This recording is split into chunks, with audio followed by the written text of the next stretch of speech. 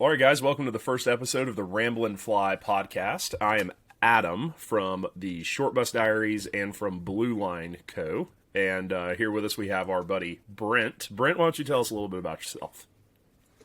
Yeah, my name's Brent. I'm the Southern Rockies sales rep for G. Loomis, and actually recently met Adam and the whole short bus crew when they came out to do the Colorado 1,000-mile road trip. So yeah, we're just here to tell you about the podcast and get this thing rolling.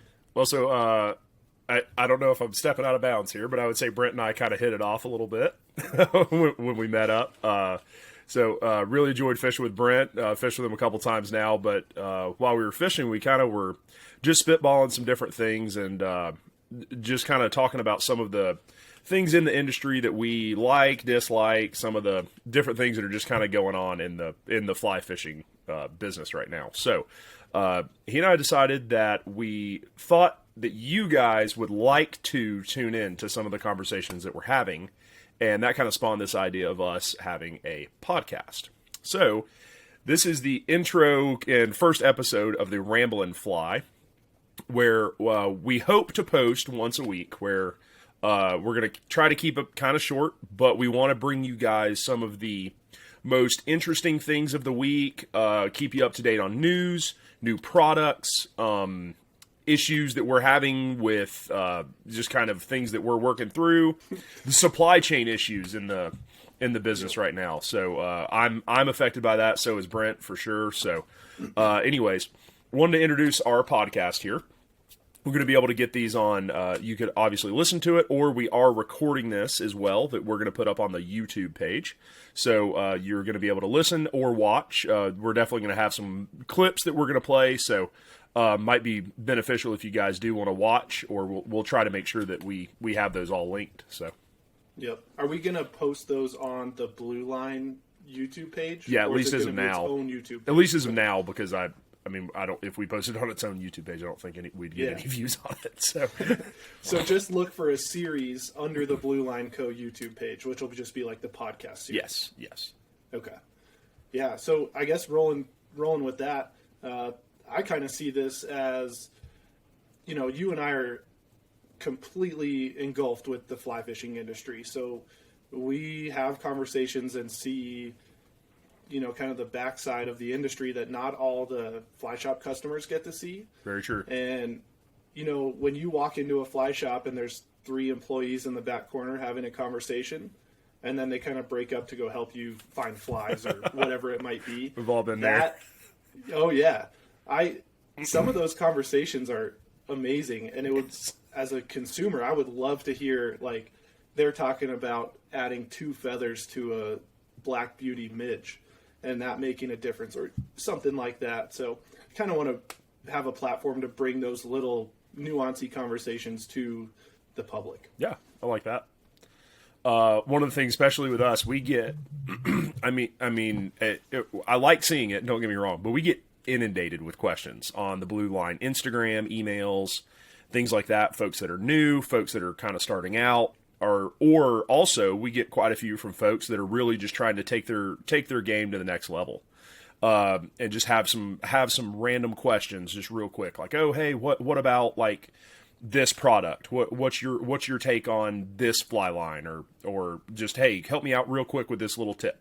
So for how many of those people I know that reach out, I'm sure there's infinite more that have these questions that maybe just don't reach out or want to reach out, but just, don't, whatever. Anyways,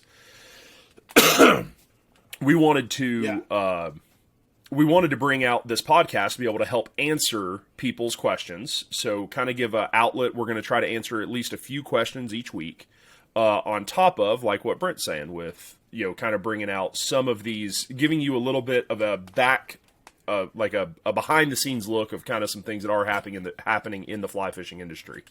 So that's kind of where I would see it going.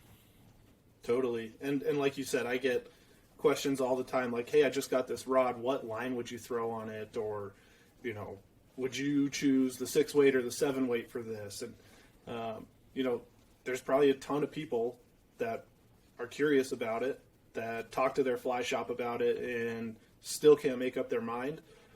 We'll just be one more, opinion or give a little more context to it maybe. Sure.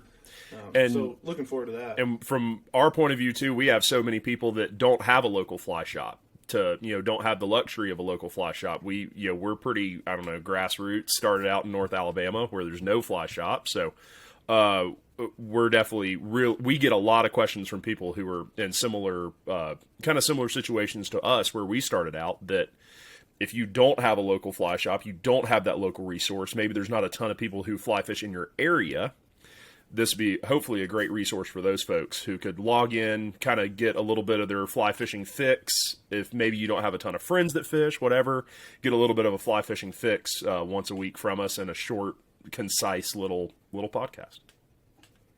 Yeah, hopefully we keep it like 20, 30 minutes a week. We'll see what happens. We'll see. I know, Adam, just recently having met you, I've probably spent more time talking to you than it takes me for years of other people. You're a good talker. Yeah, Yeah, that's right. Well, I think we should start and just do, one quick piece of news. Just, I'm sure most people have heard about the Madison River, and do a quick little look into that if you haven't heard of it. Kind of crazy. Let me see if I can share my screen. This is first time doing this, so let's see what we can do here. Oh, here we go.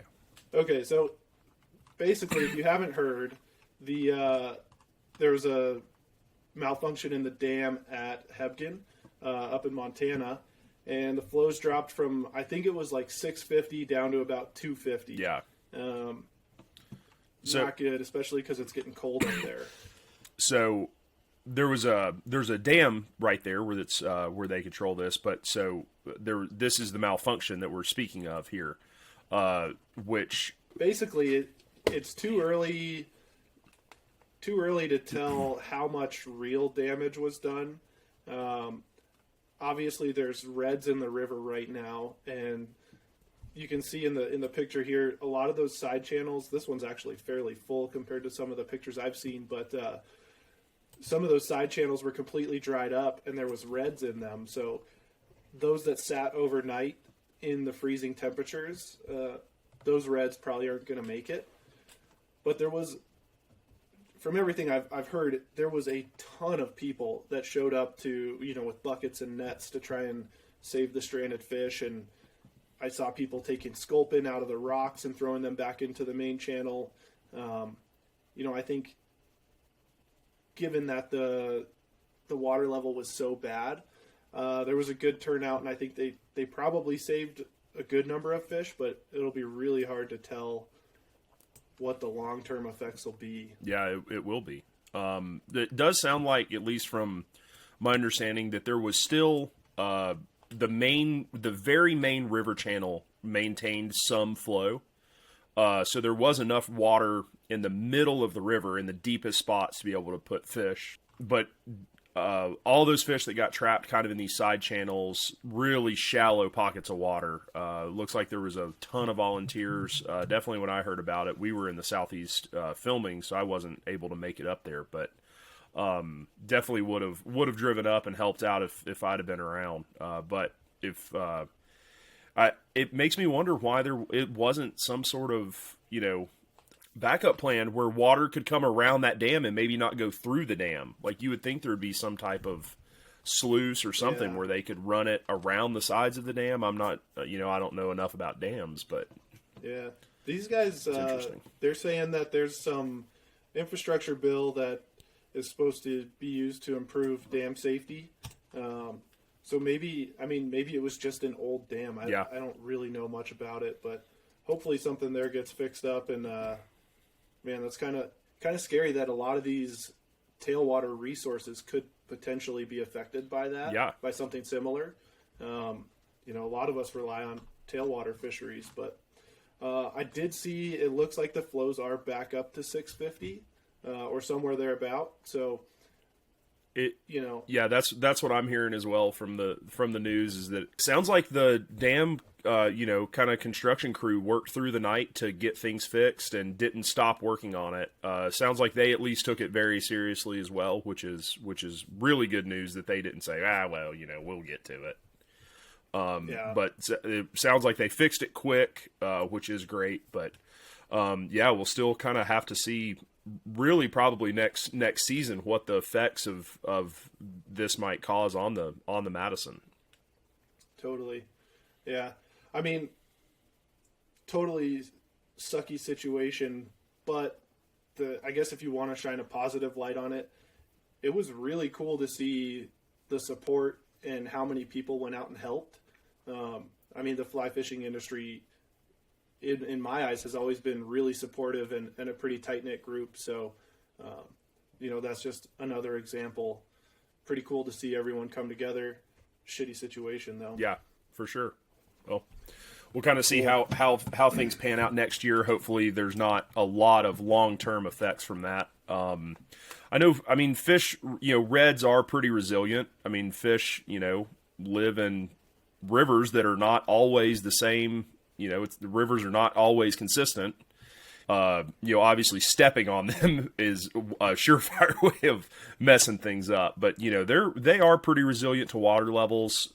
Even if it got super shallow, had some, a little bit of disturbance, they can handle that. Not as far as you just clearly stepping on it. That's not going to be able to keep it fixed. But at least they are pretty resistant to cold and, different water temperatures and different water levels, as long as they're not really washed away, which this is kind of the opposite of things. But I wonder how, it looked like on the graph, the water levels came back up just like they went down, pretty quickly.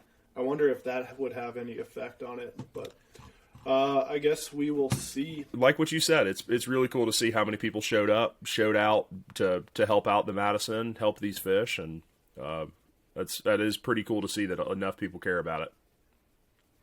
Definitely. Okay, well, let's move on to a little more positive, or we could even call it humorous section.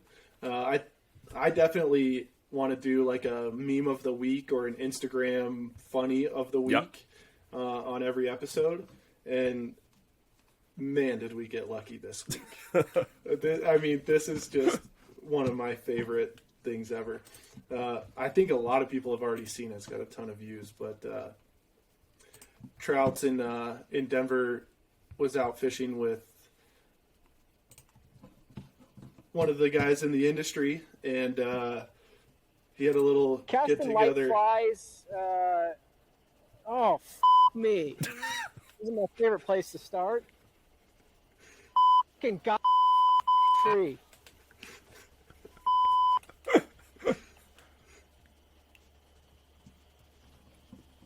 It's way the up there too. And they're fucking rising again.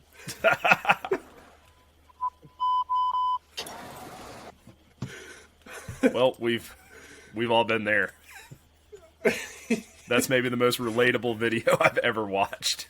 It's the most relatable video on the internet, and it gets funnier every time I watch it too. Man, because Russ is such a pro. That guy dominates rivers. Happens to the best of us. Just like all of us getting started, we've been in the trees a ton. Yep. Man. It never changes. I mean, I'm not saying I'm the best fly fisherman on the planet, but no matter how many days you've spent on the water, it'll happen to you. Oh yeah, you'll get in the trees. You get it in the trees. I can't keep thinking about that. I'm just going to keep laughing. That's good. That's a good video. Oh man. All right, so let's just do that. Every week we'll wrap it up with a meme of the week, or some kind of Instagram funny deal, whatever we can find. Moving on in between now and the next podcast, we are going to be on both. You'll look for us on Instagram at Ramblin Fly, and then Adam, you'll probably end up posting it on the Blue Line page, and I'll post on my page as well. We'll do just a questionnaire. You guys tell us what you want to hear. If you have questions about line combos with rods, or how to spin deer hair to make a blue line fly. I don't know. Ask us questions. We'll have them live on our Instagrams the day that this podcast is posted, and we'll go about a week, and then record another podcast and just see where we can get this thing going. Yeah. So make sure, again, to iterate that, make sure you go follow Ramblin Fly on Instagram. Hopefully, I will put a little link right down here. Right here. It'll probably be in the screen everywhere. There you go. So make sure you go follow that, and we'll have a post on there. Christ.